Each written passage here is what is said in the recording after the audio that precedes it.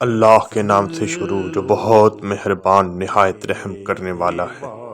حضرت انس بن مالک رضی اللہ تعالی عنہ سے مروی ہے، انہوں نے فرمایا جب رجب کا مہینہ شروع ہوتا تو حضور صلی اللہ علیہ وآلہ وسلم یہ دعا فرمایا کرتے تھے: اے اللہ ہمارے لیے رجب اور شعبان بابرکت بنا دے اور ہمیں رمضان نصیب فرما۔ رمضان المبارک کا چاند دیکھنے پر خصوصی دعا۔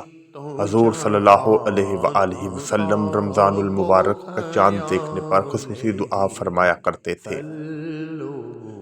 جب حضور صلی اللہ علیہ وآلہ وسلم رمضان المبارک کا چاند دیکھتے تو فرماتے: یہ چاند خیر و برکت کا ہے، یہ چاند خیر و برکت کا ہے، میں اس ذات پر ایمان رکھتا ہوں جس نے تجھے پیدا فرمایا۔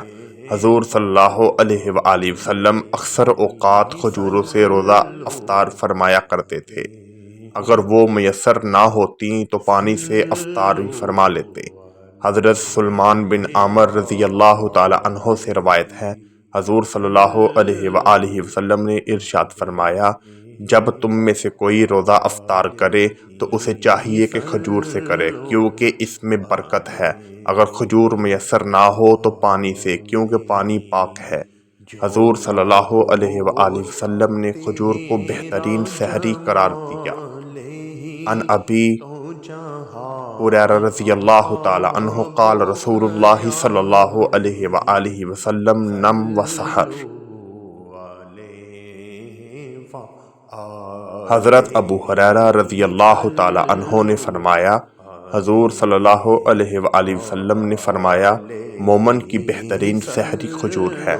حضرت ابو قیس نے حضرت عمر بن عاص سے روایت کیا، حضور صلی اللہ علیہ وآلہ وسلم نے فرمایا: ہماری اور اہل کتاب کے روزوں میں سحری کھانے کا فرق ہے۔ حضور صلی اللہ علیہ وآلہ وسلم نے ارشاد فرمایا: سحری سراپائے برکت ہے، اسے ترک نہ کیا کرو۔ حضور صلی اللہ علیہ وآلہ وسلم نے یہ بھی فرمایا: سحری کرنے والے پر اللہ تعالیٰ کی رحمتیں ہوتی ہیں۔